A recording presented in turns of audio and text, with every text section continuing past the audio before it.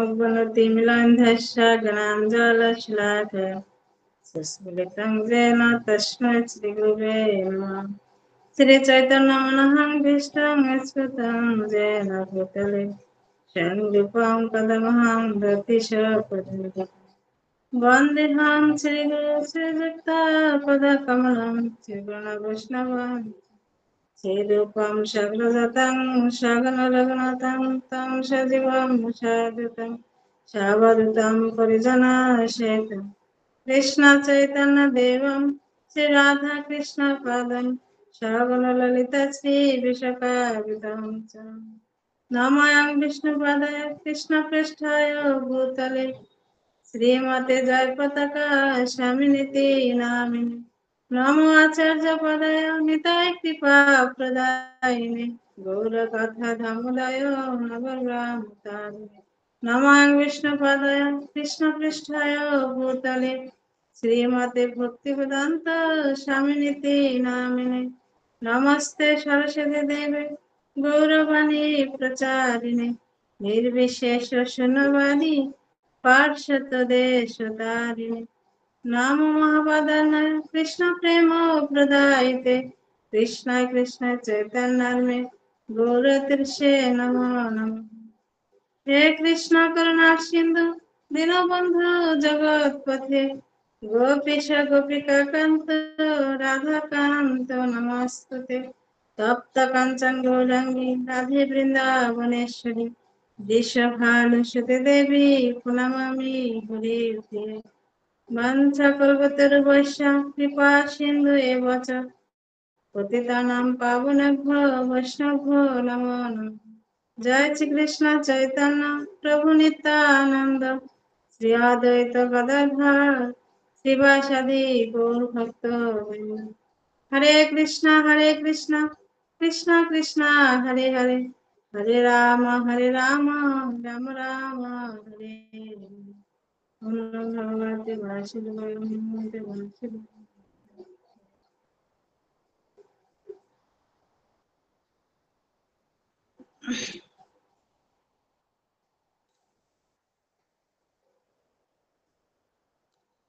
তাহলে আজকে চৈতন্য চরিতামৃতের আদি লীলা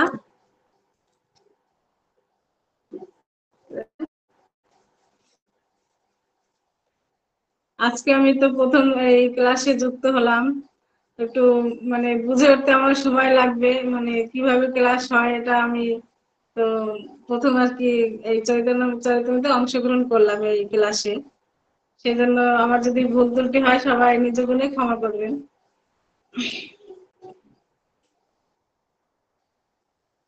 চৈতন্য চরিত্র আদি লীলা ইতিহাসের আজকে শ্লোক নম্বর হচ্ছে 58।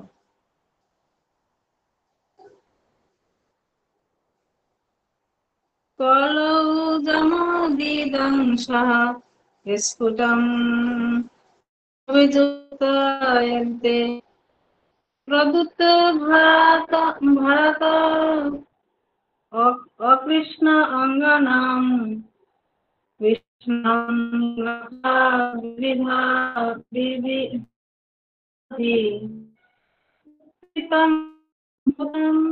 ময়ী উপশম চ প্রভাহু যম অখিলম।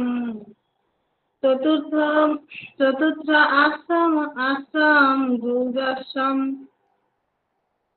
যুজস্বম স দেব চৈতন্য আকৃতি অতিতরম ন কৃতাপতু। শব্দার্থ কল কলিযুগে, যম মানে যাকে, বিধ্বংস মানে বিদ্যানীরা, স্ফুটতম মানে স্পষ্ট ভাবে প্রকাশিত, অভিযুজন্তে মানে আরাধনা করেন, বিদ্যতি ভরাত মানে উজ্জ্বল অঙ্গকান্তির, আদি কাশ্যপত। অকৃষ্ণ অঙ্গনম মানে যার অঙ্গকান্তি অকৃষ্ণ, পিত, কৃষ্ণম মানে শ্রীকৃষ্ণ, মখম বিবি বিবি বিধি বিধি মানে যজ্ঞ অনুষ্ঠানের দ্বারা, উৎকীর্তনম উৎকীর্তনম ময় মানে উচ্চ উচ্চ কীর্তন সমিত, উপস্বনম মানে উপস্বর, চ মানে এবং, প্রবাহু মানে তারা বলেছেন, যম মানে যাকে, অখিলম মানে সমস্ত, চতুরাশ্রম যুজাশ্রম মানে চতুর্থ আশ্রম মানে সন্ন্যাস, অবিলম্ব অবিলম্ব দেব, সহ মানে তিনি, দেবহ মানে পরমেশ্বর ভগবান, চৈতন্য আকৃত মানে শ্রী চৈতন্য মহাপ্রভু রূপে, অতিরমম মানে অতি, নহ মানে আমাদের, কৃতপয়াতু মানে কৃপা করুন। অনুবাদ: কলিযুগে যথার্থ তত্ত্বজ্ঞান সম্মানিত পণ্ডিতেরা সংকীর্তন যজ্ঞের মাধ্যমে শ্রীমতী রাধারানীর ভাবরূপ প্রদত্তের অধিকাব্য বশত অকৃষ্ণ অর্থাৎ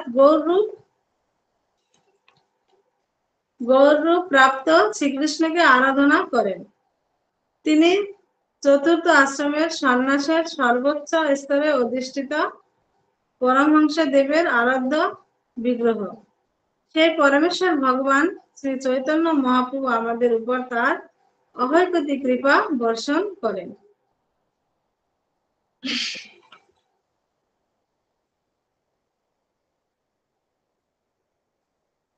তা এখানে বলা হচ্ছে যে কলির যুগে তত্ত্বজ্ঞান সমৃদ্ধ পণ্ডিতেরা, মানে যারা তত্ত্বজ্ঞান মানে যারা তত্ত্ব সম্বন্ধে জানেন, তারা কি করছেন সংকীর্তন এই যে যজ্ঞের, তাহলে হরিনামে মানে কলির যুগে একমাত্র হচ্ছেন মানে যত তপস্যার মধ্যে যাগ যজ্ঞের মধ্যে হচ্ছে সংকীর্তন যজ্ঞ। তাই এই যজ্ঞের মাধ্যমে শ্রীমতী রাধারানীর ভাব মানে ভগবান শ্রীকৃষ্ণ তো মানে স্বয়ং তিনি হচ্ছেন রাধারানীর ভাবে গৌরবর্ণ, মানে তার মানে অঙ্গ কান্তি হচ্ছে গৌরবর্ণ, মানে আগে যেরকম ছিল কৃষ্ণবর্ণ, মানে কৃষ্ণবর্ণ হচ্ছে কালো বর্ণ ছিল।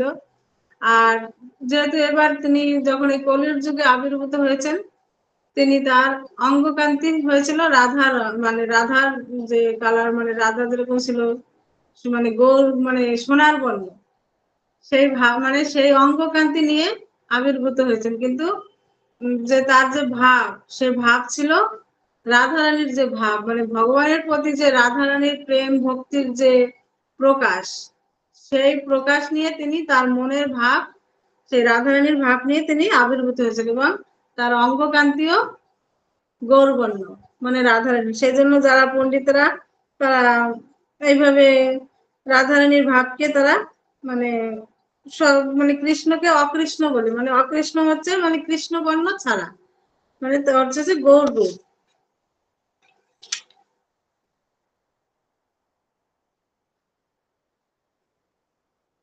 শ্লোক মানে তাৎপর্য, এই শ্লোকে শ্রী রূপ গোস্বামী রচিত স্তবমালার দ্বিতীয় চৈতন্য অষ্টকমে 1 থেকে উদ্বৃত্ত। শ্লোক নম্বর এবার 59। প্রত্যক্ষ তাহা তপ্ত কাঞ্চনের যুক্তি, যাহার ছটায় নাশে অজ্ঞান তমস্তান্তি। শ্লোক অর্থ: অজ্ঞানের অন্ধকার বিনাশকারী তার তপ্ত কাঞ্চন সদৃশ্য দ্রুতি প্রত্যক্ষ ভাবে দর্শন করা যায়। তো এখানে বলা হয়েছে যে অজ্ঞানের অন্ধকার বিনাশকারী, মানে অজ্ঞান মানে আমাদের যে ভগবান সম্বন্ধে যে যদি জ্ঞান না থাকে তবে সেটাকে অজ্ঞান বলা হয়েছে। যদি কৃষ্ণ সম্বন্ধে যদি যতই জ্ঞান থাকুক কোনো পণ্ডিত বা জ্ঞানী ব্যক্তির, তবু যদি তার কোনো কৃষ্ণ সম্বন্ধে কোনো জ্ঞান না থাকে তাদেরকে অজ্ঞান বলা হয়েছে। তাই এই বিনাশকারী হচ্ছে তপ্ত কাঞ্চ সর্বে, মানে এই ভগবান চৈতন্য রূপে তিনি সেই অজ্ঞানকে দূর করার জন্য তিনি মানে আবির্ভূত হয়েছেন এবং অন্ধকারকে বিনাশ করার জন্য। শ্লোক নম্বর 60। জীবের জীবের কল্মষ তম নাশ করিবারে অঙ্গ ভঙ্গ নাম নানা অস্ত্র ধরে। শ্লোক অর্থ: অজ্ঞানের প্রভাবে জীব পাপ কলকিশল জীবন যাপন করে। জীবের সেই অজ্ঞান বিনাশ করার জন্য তিনি তার অঙ্গ, তার উপঙ্গ এবং ভক্তগণের এবং দিব্য নাম রূপে নানাবিধ অস্ত্র নিয়ে অবতীর্ণ হয়েছে।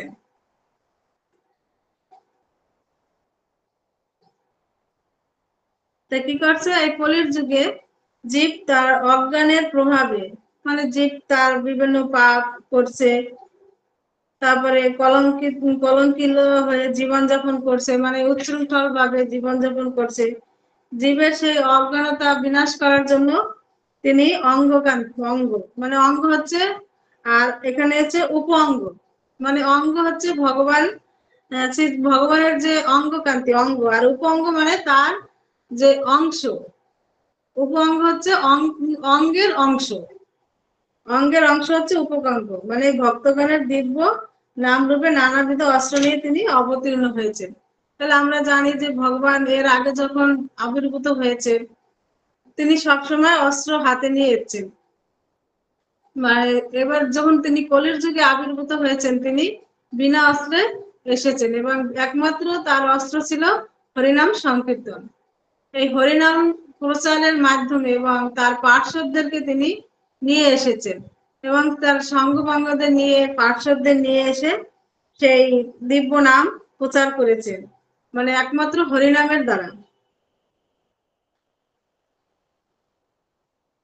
তাহলে তার অস্ত্র হচ্ছে যারা কারা, যারা তার ভক্তগণ, তারা হচ্ছে তার অস্ত্র। মানে এবার কোনো যুদ্ধের অস্ত্র না, বা তার যে মানে শঙ্খ চক্র যে আছে যেগুলি, বা দেখা যায় বিভিন্ন অসুরদেরকে বধ করা শ্রীকৃষ্ণ মানে কিভাবে করেছে, এসব কোনো কিছু নিয়ে তিনি আসেননি। শ্লোক নম্বর 61। ভক্তির বিরোধী কর্ম ধর্ম বা অধর্ম, তাহার কলস নাম সেই মহত্তম। শ্লোক: ভক্তি বিরোধী যে কর্ম, তা ধর্মই হোক অথবা অধর্মই হোক, তা হচ্ছে ঘোর তমচ্ছন্ন, তাকে বলা হয় কলস্য। কলস্য বলা হয়, কলমস্য। তাহলে এই যে ভক্তি বিরোধী, যেখানে কোনো ভক্তি নেই, সেই ভক্তি বিরোধী কর্ম বা ধর্মই হোক, তা মানে ধর্ম হলো হোক আর অধর্মই হোক, মানে এর কোনো ভেদাভেদ নেই। মানে ভক্তিবিহীন কর্ম, সেটা যদি ভালো কর্ম হয় বা ধর্ম হয় বা অধর্ম হয়, তাহলে কোনো ভেদাভেদ নেই, সবই সমান। সেই জন্য এখানে ভক্তি, মানে ভক্তিটা খুব গুরুত্বপূর্ণ। তা মানে এখানে কর্ম, আমরা সংসার জীবীরা বলে থাকি যে ধর্মের থেকে কর্ম বড়। তারা বলছে সংসার জীবনে মানে ধর্মটার থেকে তাদের কর্ম বড়। তাহলে এই যে কর্ম আর অধর্ম, এগুলা যদি ভক্তিবিহীন হয়, তাহলে কোনো অধর্মের মধ্যে আর ধর্মের মধ্যে কোনো পার্থক্য নেই। তা হচ্ছে ঘোর তমচ্ছন্ন, তাকে বলা হয় কলমস্য। ঘোর তম আচ্ছন্ন। তাই ঘোর তমাচ্ছন্ন হলে গিয়ে মানে অন্ধকার, তো আমরা জানি যে অন্ধকার, কিন্তু সেই অন্ধকারকে আবার যখন আরো বিস্কুটে বা আরো কুটকুটে, তখন বলা হয় তমাচ্ছন্ন অন্ধকার। শ্লোক নম্বর 62। বাহু তুলে হরি বলি প্রেমাদৃষ্ট চায়, করিয়া কলমস্য নাশ প্রেমেতে ভাষায়। শ্লোক অর্থ: দুই বাহু তুলে হরিনাম কীর্তন করে এবং প্রেমপূর্ণ নয়নে সকলের প্রতি দৃষ্টিপাত করে তিনি সমস্ত কলমস্য নাশ করে এবং সকলকে ভগবত প্রেম প্লাবিত করেন। তাহলে এখানে কি করেছে, যেরকম আগে বেদের যে শিক্ষা ছিল যে যে কেউ বেদ অধ্যয়ন করতে পারবে না, এমনকি নারীরাও বেদ কখনো তারা স্পর্শ করতে পারবে না, কিন্তু এই যে কলির যুগে চৈতন্য মহাপ্রভু এসে তিনি কি করছেন, সেই প্রেমে পরিপূর্ণ নয়নে সকলের প্রতি দৃষ্টিপাত করেছেন। মানে যে এই যে প্রেম ধর্ম, মানে কি প্রেম, কৃষ্ণ প্রেম, এটা কোনো জাতি বর্ণ ভেদ তিনি বিচার করেন না, সকলের জন্য তিনি এই প্রেম প্রদান করেছেন এবং সকলে এই ভগবত প্রেমে প্লাবিত করেছিলেন। তখন দেখা যায় যে অনেক জাতি, মানে জাতিভেদ কোন আগে ছিল অনেক জাতিভেদ, এসব মহাপ্রভু কোনো কিছু জাতিভেদ করেননি, সবাইকে চন্ডাল মুচি সবাইকে তিনি সূচি করেছেন হরিনাম দিয়ে। তাহলে এই হরিনাম করার সবারই যোগ্যতা, মানে সবারই অধিকার আছে।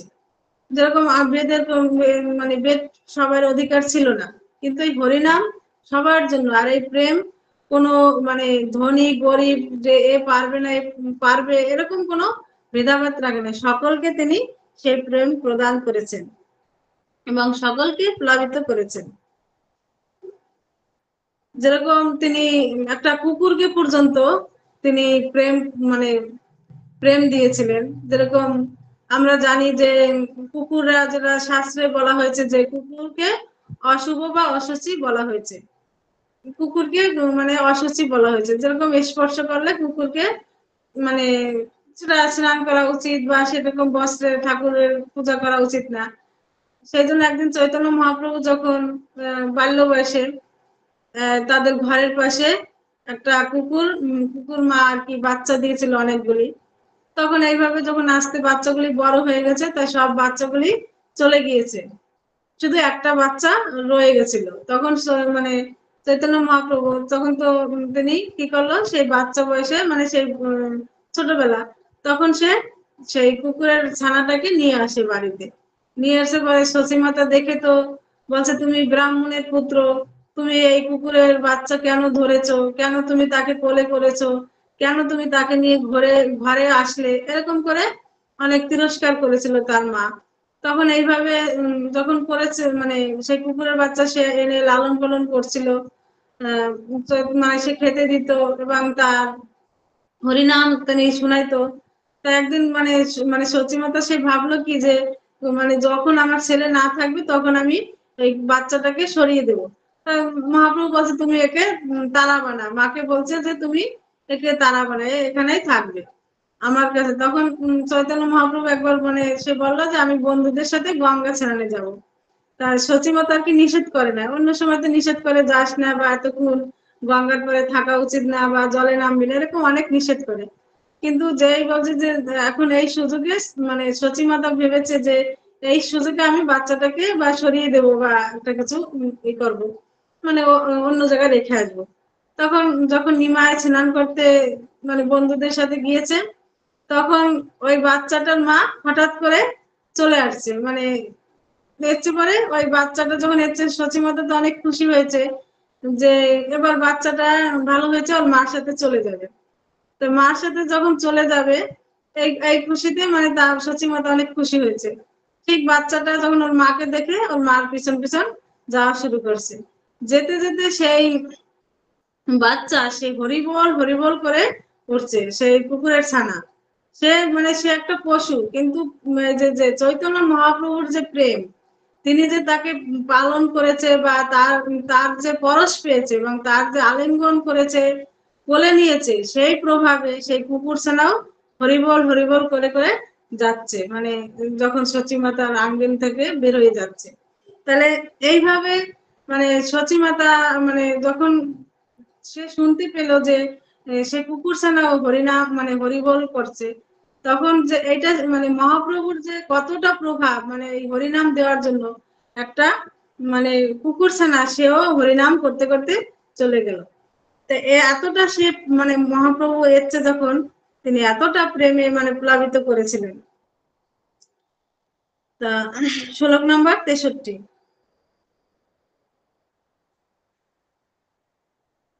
স্থিত আলোকঃ শোকং হরতি জগতং যস্য পরিতঃ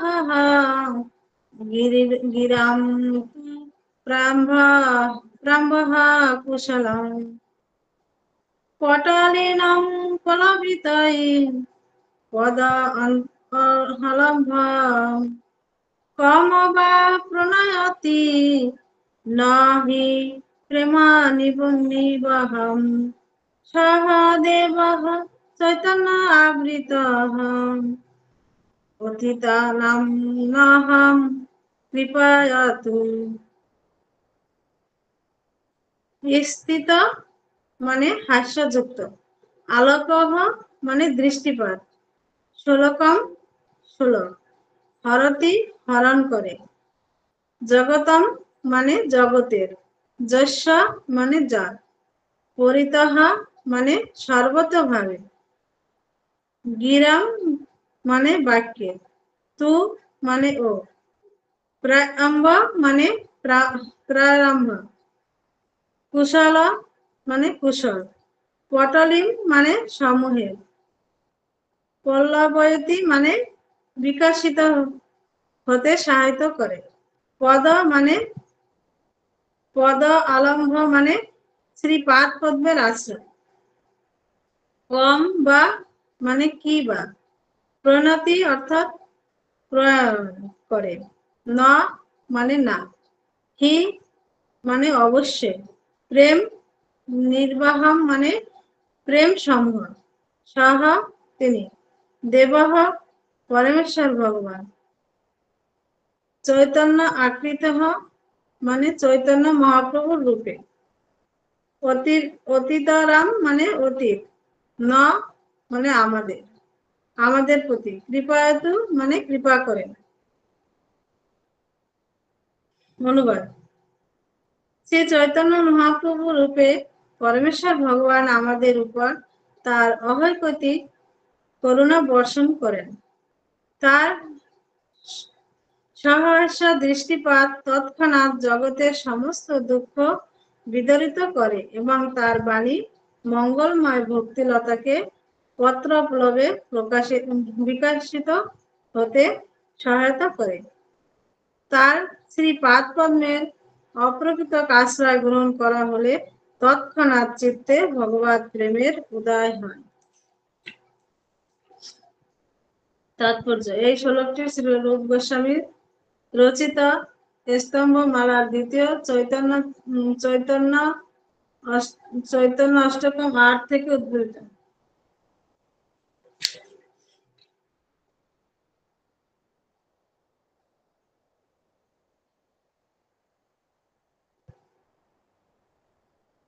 এখানে কি বলেছে যে চৈতন্য মহাপ্রভু রূপে, মানে চৈতন্য মহাপ্রভু রূপে তিনি ভগবান শ্রীকৃষ্ণ, ভগবান শ্রীকৃষ্ণ এসে মানে পরমেশ্বর ভগবান আমাদের উপর তার অহৈকতিক কৃপা বর্ষণ করুন। তার মানে তার যে সহস্র দৃষ্টিপাত তৎক্ষণাৎ জগতের সমস্ত,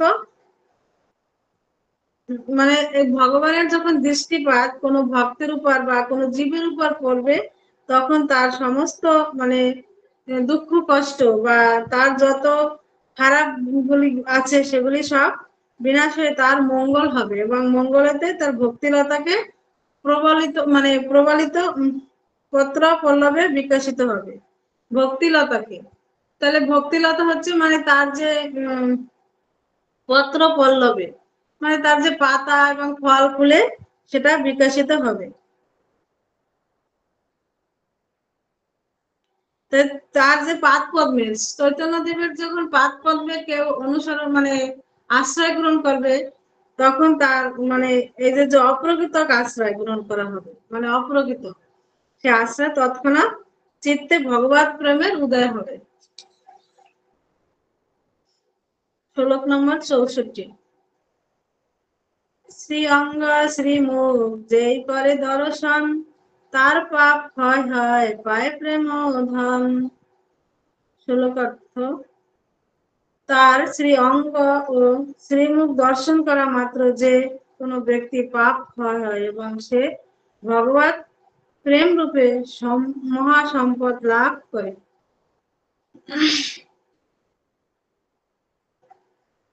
তো ভগবান মানে ভগবান শ্রী চৈতন্য দেবের শ্রী অঙ্গ এবং শ্রীমুখ দর্শন করা মাত্র যে কোনো ব্যক্তি পাপ ক্ষয় হয় এবং সে তৎক্ষণাৎ প্রেম রূপ মানে মহান সম্পদ লাভ করে। তাহলে মহাপ্রভু চৈতন্য মহাপ্রভুর যেরকম তিনি তার জীবনীতে আমরা দেখতে পাই যে বাসুদেব বিপ্লব যে এক ব্রাহ্মণ ছিল, বাসুদেব তার ছিল কুষ্ঠরোগ, তার কাছে কেউই যেত না, যেহেতু তাকে মানে আলাদা করে দিয়েছে সবাই। আগে একটা এরকম আতঙ্ক ছিল যে কুষ্ঠরোগ একটা ছোঁয়াচে রোগ, একজনের হলে আরেকজন হবে, এর জন্য তাকে এক ঘরে করে দিয়েছিল। তখন চৈতন্য মহাপ্রভু মানে তাকে মানে যখন তিনি চৈতন্য মহাপ্রভুকে দর্শন করেছেন, তখন তিনি চৈতন্য মহাপ্রভুর কাছ থেকে সরে সরে থাকছিলেন। তখন চৈতন্য মহাপ্রভু তাকে আলিঙ্গন করেছিলেন এবং সেই চৈতন্য মহাপ্রভুর যে অঙ্গকান্তি বা তার যে মানে সেই তার যে অঙ্গকান্তির স্পর্শে মানে তার সেই কুষ্ঠরোগ সেরে গেছিল। তাহলে তার অঙ্গকান্তি মানে আলিঙ্গনে সে কুষ্ঠব্যাধিও ভালো হয়ে গেছিল। তাহলে আমরা যদি যদি ভগবানের সেই অঙ্গকান্তি দর্শন করি মানে এবং তার মুখমণ্ডল যদি আমরা দর্শন করি, তা আমরা যতই পাপ করি না কেন বা যতই আমাদের পাপ থাকে পূর্বজন্মে, সমস্ত পাপ থেকে আমরা মুক্তি লাভ করব এবং সমস্ত পাপ থেকে আমরা মুক্তি লাভ করে তখন ভগবত প্রেম, এই মহা ভগবত প্রেমের এই সম্পদ আমরা তখন আহ্বান মানে আহরণ করতে পারবো।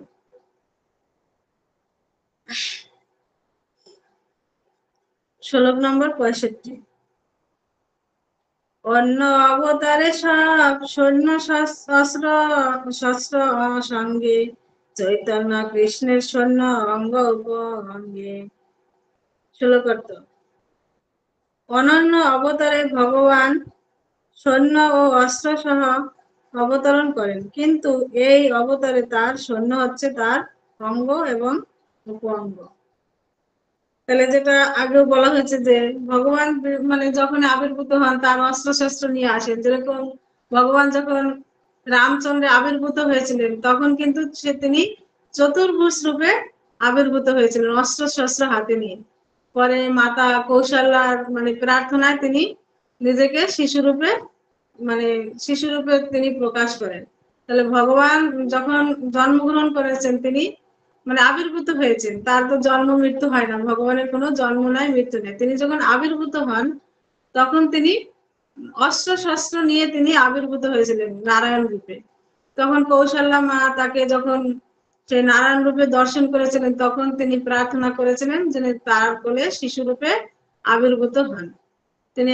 আবার যখন আমরা দেখি দাপর যুগে যখন শ্রীকৃষ্ণ আবির্ভাব হন, কংসের কারাগারে তিনি চতুর্ভুজ রূপে তিনি আবির্ভূত হয়েছিলেন। পরে সেখানে তিনি মানে বসুদেবকে তিনি তখন আদেশ করেন যে আমি এবার শিশু রূপে তোমার পুত্র রূপে আমি শিশু রূপ ধারণ করব, তুমি আমাকে গোকুলে রেখে আসো। তাহলে ভগবান তখন যখন আবির্ভূত হন সমস্ত অস্ত্র শস্ত্র নিয়ে আবির্ভূত হয়েছেন অন্য অন্য যুগে বা অন্য অন্য অবতারে। যেরকম নৃসিংহদেব আবির্ভূত হয়েছেন, তার সেই মানে হিরণ্যকশিপুর তো তাকে কোনো অস্ত্র শস্ত্রে বধ করা যাবে না, কিন্তু তার নখ দাঁত ধারালো এসব নিয়ে আবির্ভূত হয়েছেন। মানে সব মানে অবতারে তিনি অস্ত্র শস্ত্র। কিন্তু এই যে যে চৈতন্য মহাপ্রভুর যে অবতার, তিনি কি করছেন, কোন সৈন্য হচ্ছে তার মানে যারা এসছেন তারা সৈন্যরা হচ্ছেন তারা তার অঙ্গ এবং উপ অঙ্গ। তার অঙ্গ হচ্ছে কি ভগবান, তার অঙ্গকান্তি এবং অঙ্গের অংশ মানে তাদেরকে নিয়েছে বলা হচ্ছে উপ অঙ্গ, তাদেরকে নিয়ে তিনি আবির্ভূত হয়েছেন। আহ তো এখানে যে আবির্ভাবের কথা, এখানে যে কাদেরকে নিয়ে আসছেন তার অঙ্গ উপঅঙ্গ। তাহলে তিনি যখন আবির্ভূত হবেন তখন কিন্তু এই যে যে যারা এসছে মহাপ্রভুর চৈতন্য লীলা যারা এসছে অংশগ্রহণ করেছেন, কিন্তু কেউ কেউ সাধারণ কেউ না, সবাই ভগবানের পার্শ্বদ। এবং এই যে যারা হরিনামে আন্দোলনে যারা যোগদান করেছেন সবাই এক একজন দেবদেবী। যারা দেখা যায় যে হঠাৎ করে মহাপ্রভুর মানে যখন এই যে হরে কৃষ্ণ যে মহাপ্রভুর যে আন্দোলন কীর্তনে অনেক সময় দেখা যায় বা এখন আমরা দেখি যে কেউ হয়তো একটু হরিনাম শুনলো বা কোনো সাধুর সঙ্গে তারা হঠাৎ করে তাদের মন পরিবর্তন হয়ে তারা এই হরে কৃষ্ণ আন্দোলনে তিনি যুক্ত হচ্ছেন। কেন? তিনি হচ্ছেন কোন মানে একজন দেবতা বা দেবী। এই জন্য তারা অল্পতেই তাদেরকে বুঝাইতে হয় না যে তোমরা এইভাবে ভক্তি জীবনে আসো, বা অনেক তাদের মানে ক্লাস দিতে হয় না, অনেকই করতে। তারা কি হয়, একটু যখন দেখতে পায় যে কোথাও হরে কৃষ্ণ আন্দোলন হচ্ছে বা এইভাবে মানে ভগবানের যে আন্দোলন সারা বিশ্বে যখন ছড়িয়ে পড়ছে, তারা কোনো কারণে যখন একটু শোনে বা দেখে, তারা হঠাৎ করে মন পরিবর্তন হয়ে তারা এই হরে কৃষ্ণ মহামন্ত্র আন্দোলনে মহাপ্রভুর সেই আন্দোলনে যুক্ত হয়ে যান। তাহলে তারা কারা? এই যে দেব দেবী বা মানে বিভিন্ন দেব দেবী। তাহলে ভগবান যখন তার এই অঙ্গ মানে নিজস্ব অঙ্গ নিয়ে এসেছেন এবং উপ অঙ্গ নিয়ে তিনি আবির্ভূত হয়েছেন। তো উপ অঙ্গ কারা? বিভিন্ন তার পার্শ্বরা বা তার অঙ্গের। যেরকম এই যে যখন আজ ভগবান যখন কলির যুগে যখন চলে মানে শুরু হবে, তারপরে তো উনি ছিলেন দ্বারকাতে। তো দ্বারকা যখন উনি কলির যুগ যখন শুরু হবে, তখন সেখানে তো 100 বছর উনি রাজত্ব করছিলেন দ্বারকাতে। এখন যখন চলে যাওয়ার সময় হয়েছে বা অন্য যুগ যখন আসবে কলির যুগ, তখন চৈতন্য মহাপ্রভু রূপে যখন আসবে, তখন কৃষ্ণ মানে যখন তার তো 16,100 মানে 8 জন স্ত্রী ছিল, তা এতগুলো রাজপ্রাসাদ ছিল, কিন্তু উনি যখন যাদের কাছে যাবে আগে থেকে খবর পাঠাতো। তা এক সময় সত্যভামার ঘর থেকে কৃষ্ণ রুক্মিণীর ঘরে যাবে। তা রুক্মিণীকে সংবাদ পাঠানো হয়েছে। রুক্মিণী তখন কি করেছে, সুন্দর করে কৃষ্ণ তার ভবনে আসবে সেজন্য সুন্দর করে সাজিয়েছিল, এবং তার দাসীদেরকে নিয়ে, তার পুত্রদেরকে নিয়ে অনেক সুন্দর সাজিয়েছে। তার জন্য বসার একটা সুন্দর মানে ব্যাসাসন রেখেছে। এইভাবে অনেক সুন্দর মানে আয়োজন করেছে রুক্মিণী দেবী, যে কৃষ্ণ আসবে তার ঘরে, মানে তার কক্ষে আসবে। সেইভাবে যখন আসছে, তখন তো এমন সুন্দর কৃষ্ণর জন্য অভ্যর্থনা করেছে রুক্মিণী, এবং তার পুত্রগণকেও সুন্দর করে সাজিয়েছে, এবং পুত্রগণকে বলেছে যে তোমার বাবা আসলে পরে তার সাথে মানে কিভাবে প্রণাম করবে, কিভাবে মানে কথা বলবে, সবকিছু এরকম শিখিয়েছে সুন্দর করে। তখন এরকম কৃষ্ণ এসছে, পরে তখন রুক্মিণী খুব কান্না করছে, মানে কৃষ্ণ যে এসছে এটা তো খুব আনন্দ, মানে তার কক্ষে আসলে তো অনেক খুশি, খুশির মধ্যে সে কান্না করছিল। তখন কৃষ্ণ ভাবলো যে আমি এসছি, এত এত খুশির মধ্যে কেন সে কান্না করছে, কেন তার চোখে জল আসলো। তখন এইভাবে তখন সে প্রশ্ন করলো, মানে কৃষ্ণ তখন রুক্মিণীকে জিজ্ঞাসা করলো যে আমি আসছি, তুমি এত খুশি, তারপরে তুমি কেন কান্না করছো? তোমাকে কি কোনো দাস দাসী কিছু বলেছে? তখন বলছে না। তাহলে তোমার কি পুত্র কন্যারা কিছু বলেছে? তখন বলছে না। তাহলে কাঁদছো কেন? বলছে আমি কেন কান্না করছি তুমি কি জানো না? তখন বলছে তুমি মানে তুমি যদি নাও জানো, রাধারানী মানে সব জানে। তখন রাধারানী মানে এরকম নাম মানে রুক্মিণী দেবী বলছে রাধারানী জানে। তখন এর মধ্যে আবার নারদ মুনি সে আবার এসে পড়ছে, ঘুরতে ঘুরতে এসে তখন নারদ মুনি যখন কক্ষে এসছে, মানে রুক্মিণী আর কৃষ্ণ তখন নারদ মুনিকে গুরুদেব গুরুদেব বলে সুন্দর একটা বসার জন্য আসন দিয়েছে, এবং রুক্মিণী আর কৃষ্ণ পদধৌত করেছে। পদধৌত করে তখন তখন দেখছে নারদও খুশি না, নারদেরও মুখ মলিন, মানে একটা চিন্তিত একটা মানে উদ্বেগ ভাব। তখন ভাবলে যে রুক্মিণীও কান্না করছে, আবার নারদ মুনিও উদ্বেগ ভাব, তাহলে কি হয়েছে? তখন নারদ মুনিকে জিজ্ঞাসা করলো যে আমি রুক্মিণী দেবীর ঘরে এসেছি, তাকেও সেও কান্না করছে আর বলছে রাধারানী জানে। মানে যেহেতু কৃষ্ণ মানে সেই রাধার ভাবে আসবে, সেই জন্য মানে এগুলি তো সব পার্শ্বরা বা ভগবানেরই তো অংশ, সবাই তো ভগবানের জানে, এবং ভগবানের যারা এই যে লীলা করার জন্য এসছে তারাও সবকিছু জানে। তাই ভাবে যখন কৃষ্ণ জিজ্ঞাসা করছে নারদ মুনিকে যে তখন রুক্মিণী কান্না করছে, এবার আপনিও এরকম। তখন নারদ মুনি বলল যে প্রভু আপনি তো এই কলির যুগ তো সামনে আসছে, বেশি দেরি নেই, তা কলির যুগ আসলে তো আপনি থাকবেন না, তাহলে আপনি যে চলে যাবেন তাহলে এই জীবদের কিভাবে উদ্ধার হবে? মানে আপনি তো চলে আছেন বলে জীবরা আপনাদের মানে ভক্তরা আপনার আবির্ভাবে সবাই খুশি সন্তুষ্ট হয়েছে, আপনি তাদেরকে রক্ষা করছেন, অসুরদেরকে বিনাশ করেছেন। তাহলে এবার আপনি যদি চলে যান, এবার কলির যুগ যখন আসবে, তখন কি করে তারা মুক্তি লাভ করবে বা কি করে তাদের দুঃখ কষ্ট দূর হবে আপনি যদি নাই থাকেন? তখন শ্রীকৃষ্ণ বলল যে নারদ, আমি কলির যুগে ঠিক আবার আসবো, আমি আমি এখন যদিও চলে যাই কিন্তু আমি আবার আবির্ভাব হব।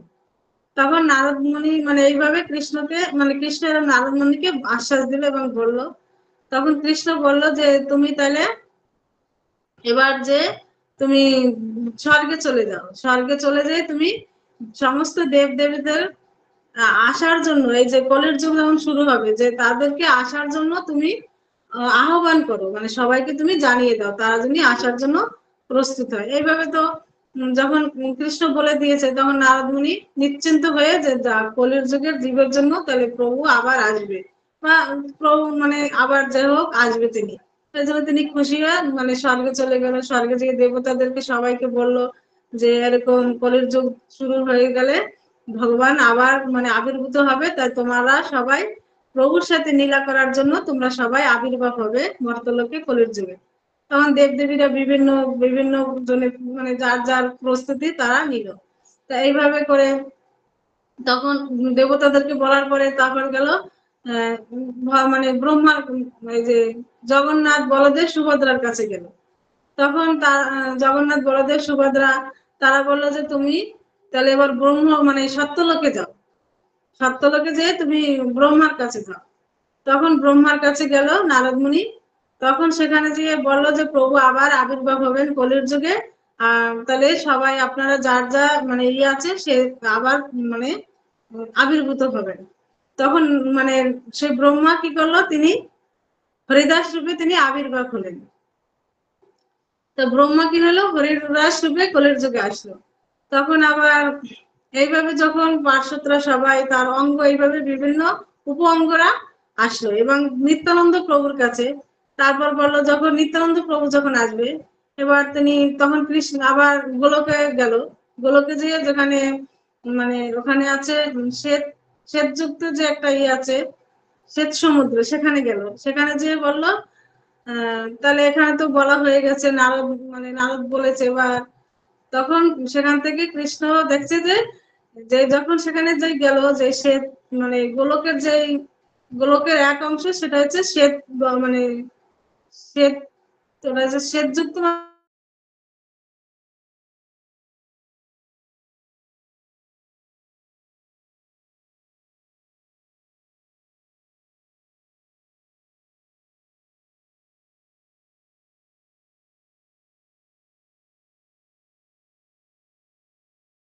তার যে বৃন্দাবনের গোপীরা এবং তার যে 16,108 জন মহিষিনীরা ছিল তারা সবাই ভগবানকে ঘিরে সেখানে ভগবানের সেবা করছে। তখন তো নারদ মুনি দেখে খুশি যে প্রভু চলে আসছে এবং প্রভু পরবর্তী আবির্ভাবের এবার মানে প্রস্তুতি চলছে। তখন প্রভু তখন বললো যে তুমি তাহলে এবার বলরাম দাদা বলরামের কাছে তুমি এই রাখো, মানে তিনি আবির্ভূত হয়।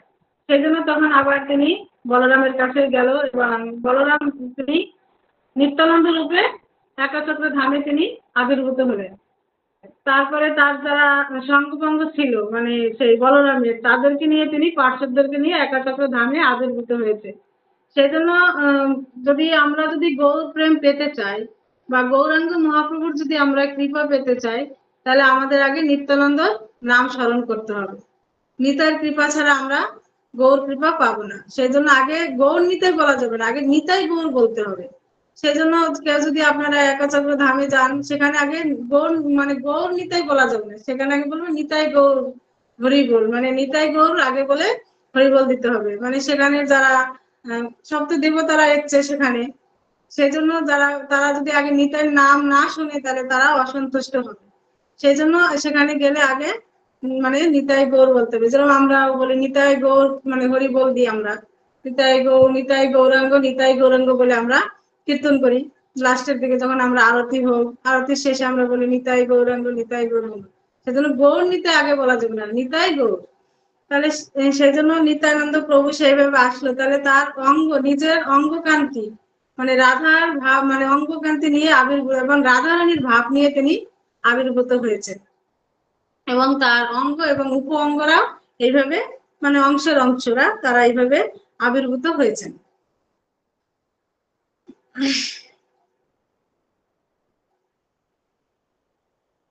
তারপর 16 নম্বর 66।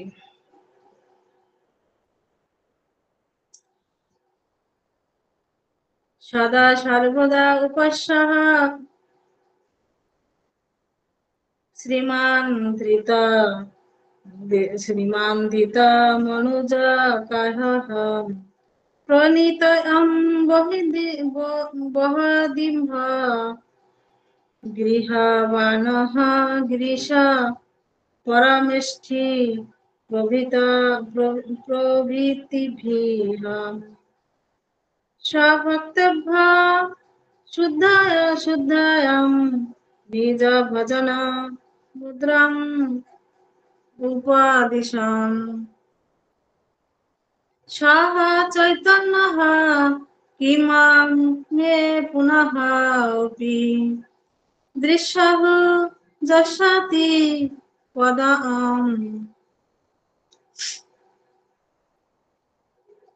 শব্দার্থ: সদা মানে সর্বদা, উপাস্য মানে উপস্য, শ্রীমান মানে সুন্দর, ধৃত মানে যিনি ধারণ করেছেন, মনুজহ কায়হম মানে মনুষ্য দেহ, প্রণয়নিতম মানে প্রেম, বহনবিদ মানে যিনি বহন করেছেন, গৃহ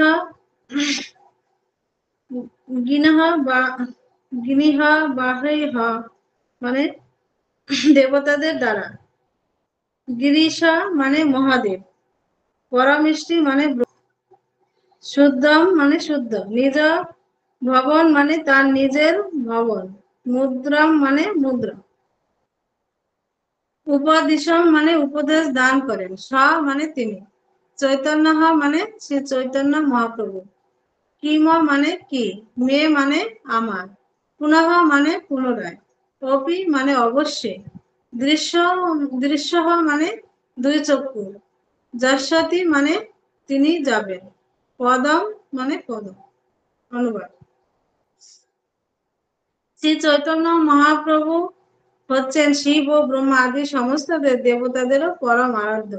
তিনি স্বস্থায়ী ভাবে ভক্তিভাব অবলম্বন করে একজন সাধারণ মানুষের মতো আবির্ভূত হয়েছেন। তিনি তার নিজের ভক্তদের শুদ্ধ ভক্তি সম্বন্ধে উপদেশ দান করেন। তিনি কি পুনরায় আমার দৃষ্টি পথে প্রকাশিত হবেন?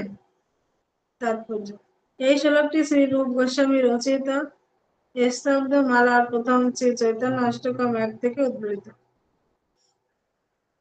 এখানে বলা হচ্ছে যে চৈতন্য মহাপ্রভু শিব ও ব্রহ্মাদি সমস্ত দেবতাদের পরম আরাধ্য, মানে দেবতারাও মানে ভগবানকে পাওয়ার জন্য দেবতারাও ধ্যান করেন।